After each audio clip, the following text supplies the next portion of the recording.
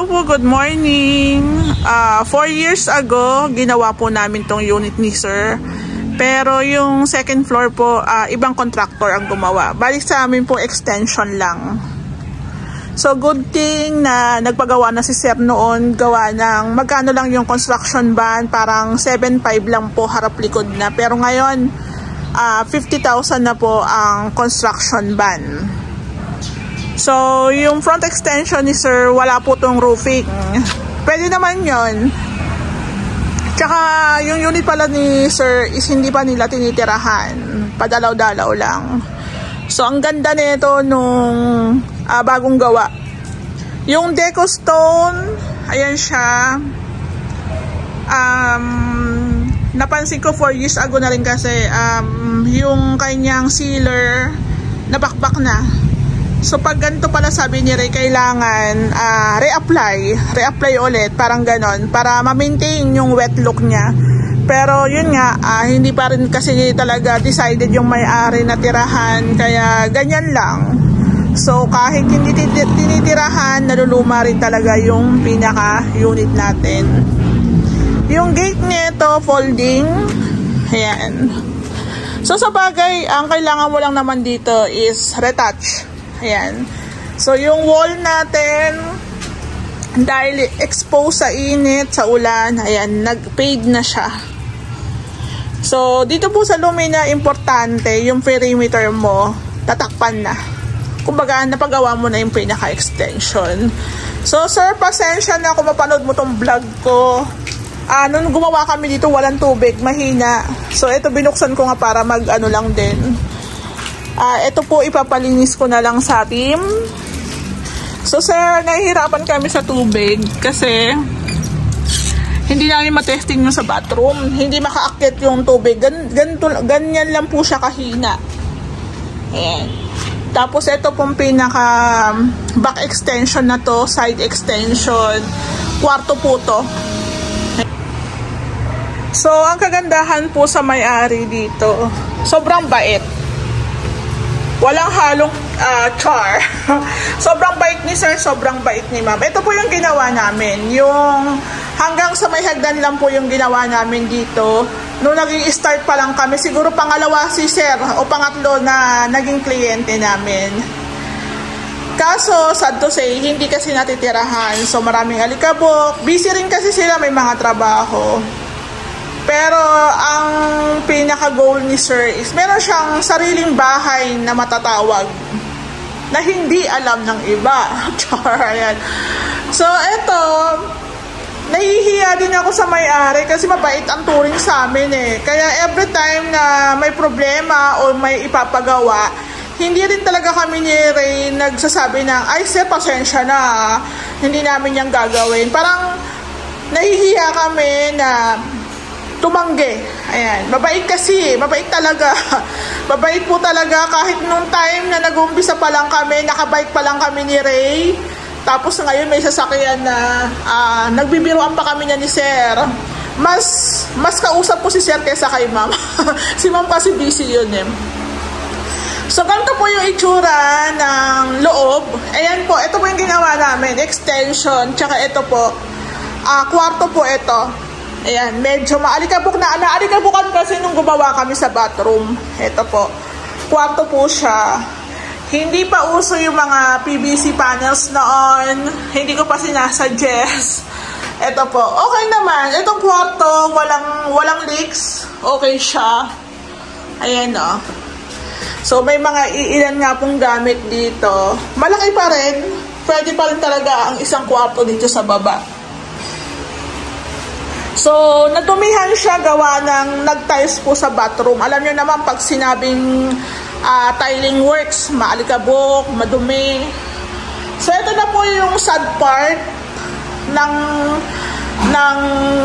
bahay ni Sir. 4 years ago, ginawa po namin itong pinaka-extension. Back extension po ang tawag dito. Pag gumalaw ka sa extension, may construction ban po yan. Ayan. So, kung mapapansin nyo, ito lang po talaga yan. Tapos, ang kisame pa noon is pine board. Shera board po ito. Shera board po ito. Ang pahid po ng waterproofing dito parang isang beses o 2 beses lang. Tapos hindi pa siya na second coat. Kumbaga yung mga dugtungan lang talaga ang na priority noon. So kung mapapansin nyo, yung mga metal parings, kinalawang na. Kinalawang na, naputol na, nasira na. Pati po yung mga ilaw na apektuhan.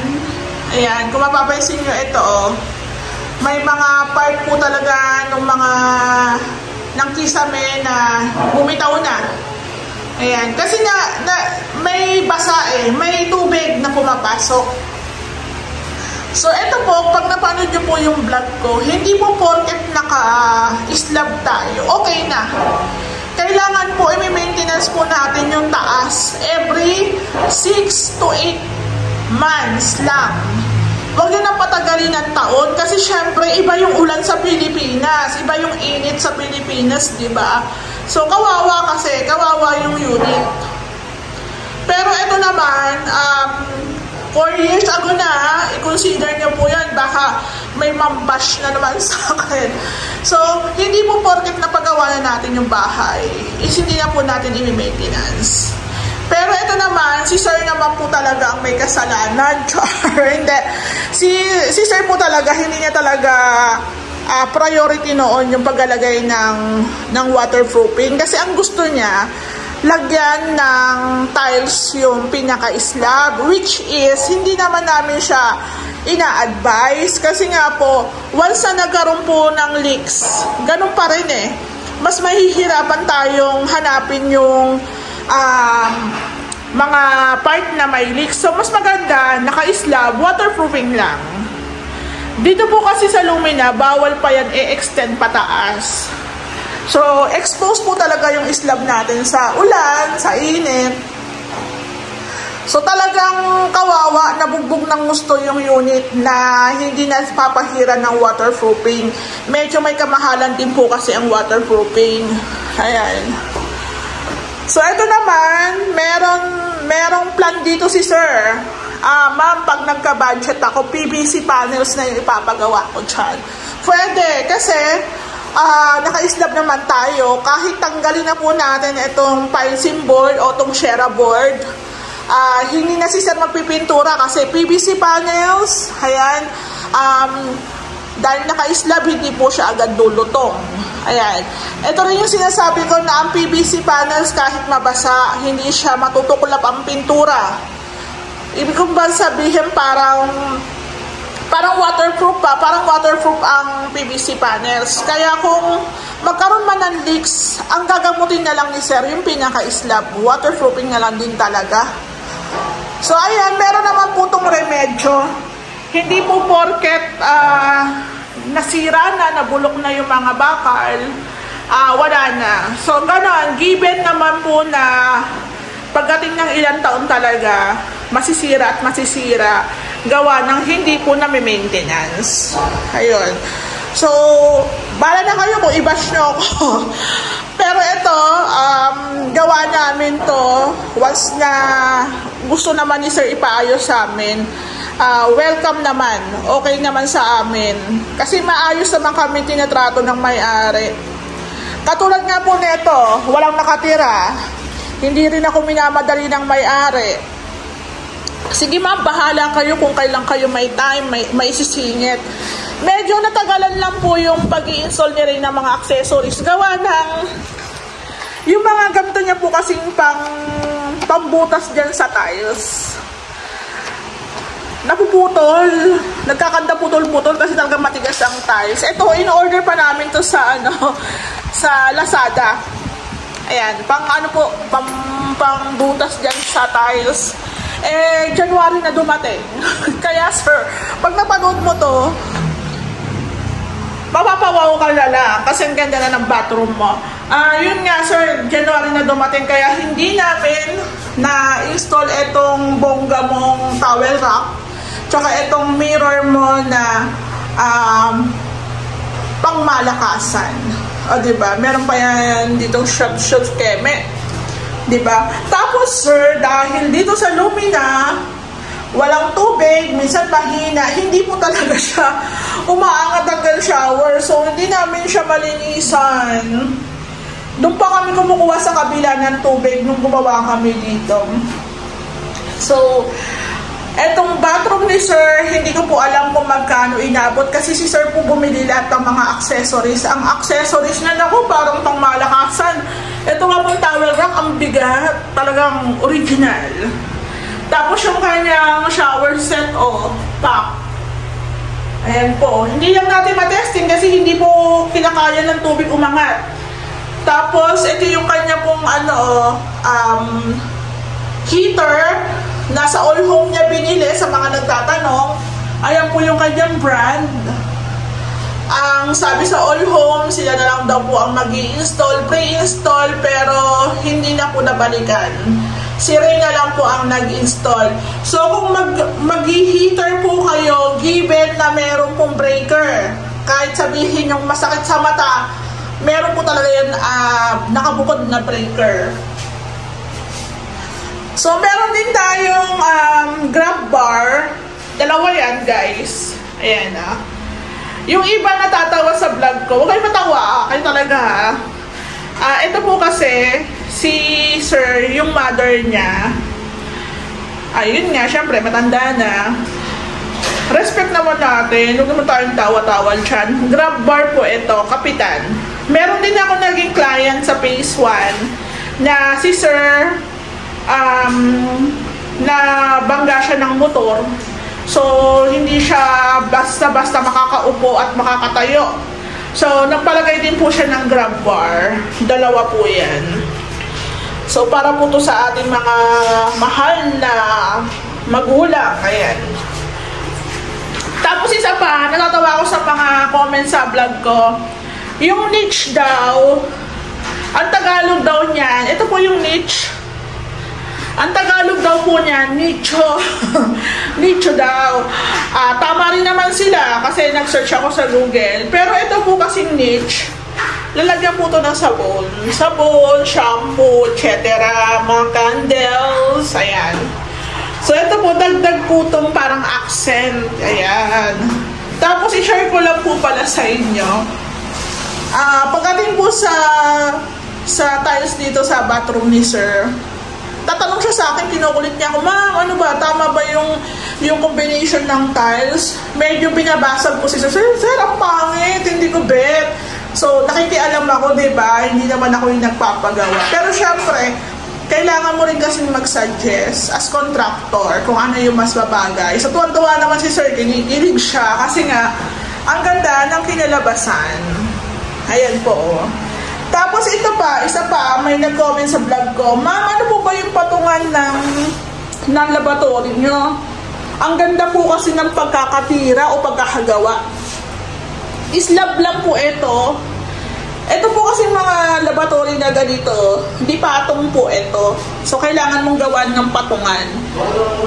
So, ito po, naka-islab po ito, tapos tiniles, tapos nakakat po yung ating tiles. Ayan, 45 degrees. Kung sasabihin ng iba hindi naka 45, di okay. 43 na lang, sige. Kung saan kayo masaya. Ayan po. Tapos yung toilet bowl ni Sir, stay pa rin. Maganda naman kasi yung Brayon. Dual flush na po ito, kaso hindi natin matitesting dahil walang tubig.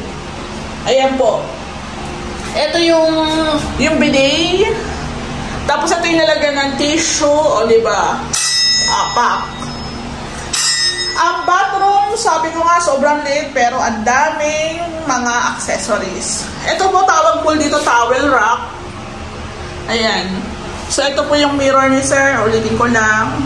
Tapos, ang pinto po ng bathroom ni Sir dati is PVC flush door. Ayun. So, dahil gusto ni Sir ng medyo maiba rin talaga, pina-installan na rin po niya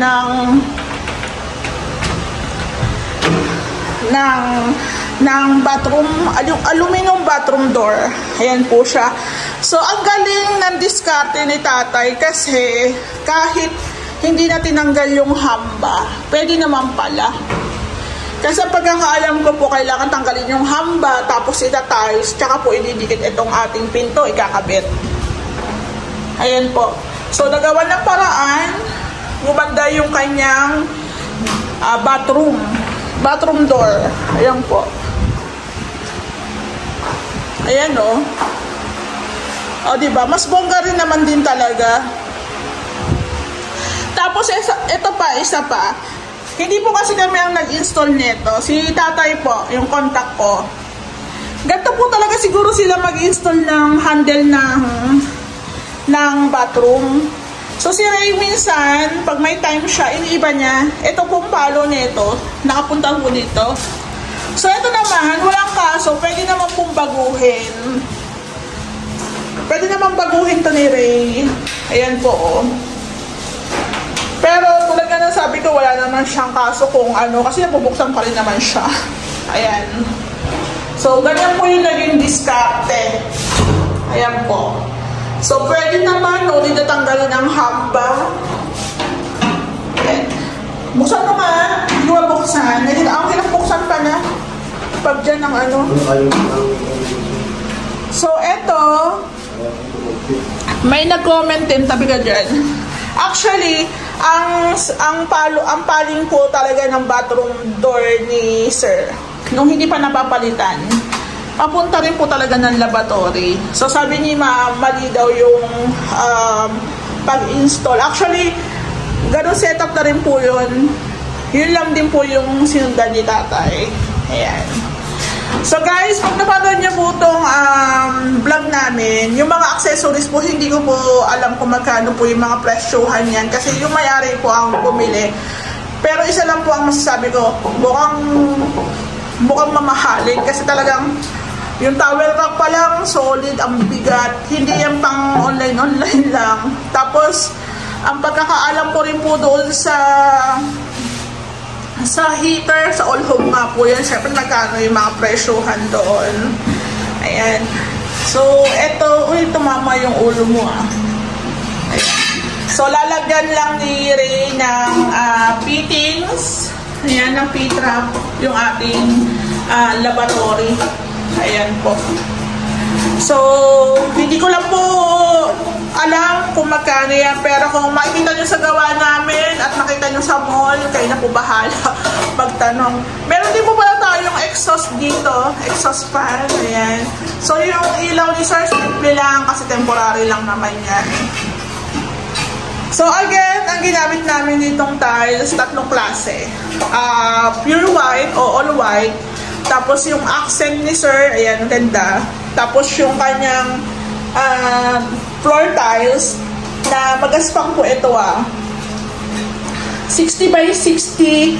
Pagdating po doon sa may shower area, ginagawa po namin ng 30 by 30 para yung klebe ng tubig hindi magpanding.